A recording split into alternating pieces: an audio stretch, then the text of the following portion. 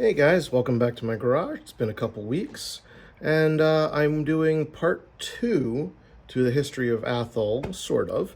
It's about identifying the age, because Athol, like many brands, like Prentice, like Parker, Colombian to an extent, did not date their vices. What I mean by that is they did not mark on the castings or on the pieces when they were manufactured. Reed, on the other hand, does do that. Wilton does that, and some others, Hollands and a few others, Rock Island, date the vices. So how do we tell them difference?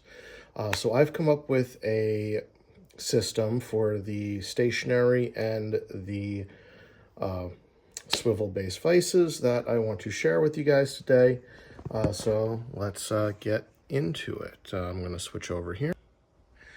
So here we have a selection of vices. I recently added this 614.5 and this 625 to the collection, and that prompted me to get these guys out and do this. So let's take a good look at the bottom designs for each of the vices. So what you'll notice is that on the swivel base, we have this rounded base and we have this triangular base. I call this Model 1, I call this Model 2. So this gives us the age date. So when we're talking about the 620 series, which is when they had a number change in 1923.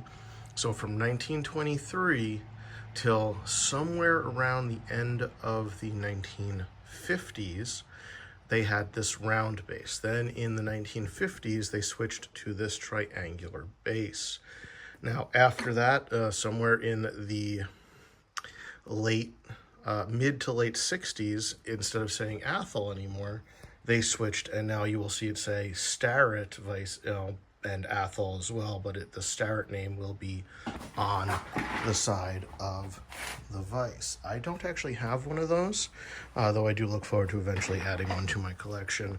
And that is before, again, later in the 60s, they switched to the 923 series design. So here we have a 625, which is a Model 2, a 623 Model 1, and a 623 Model 2.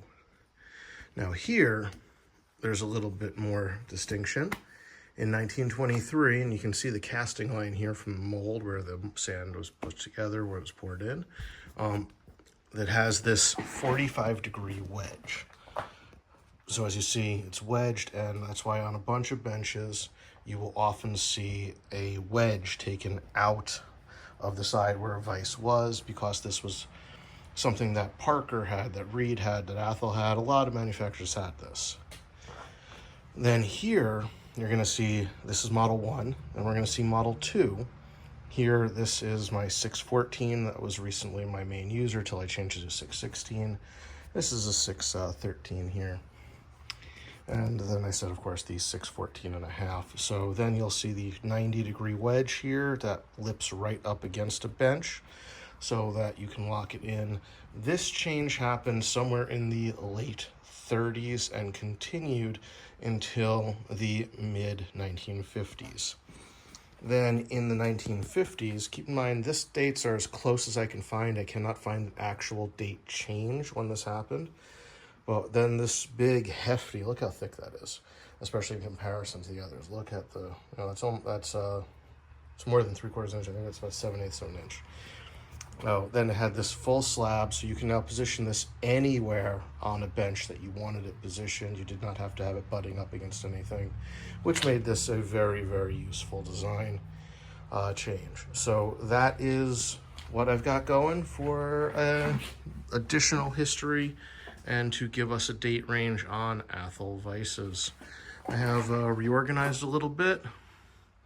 Got the ratchet handles up here. I've got the 6.2 series over here and some of the older clamps. And then I've got my 6.1 series over here. And, the collection will grow. I hope everyone enjoys, and I hope this information is useful to someone to go. Have a great day.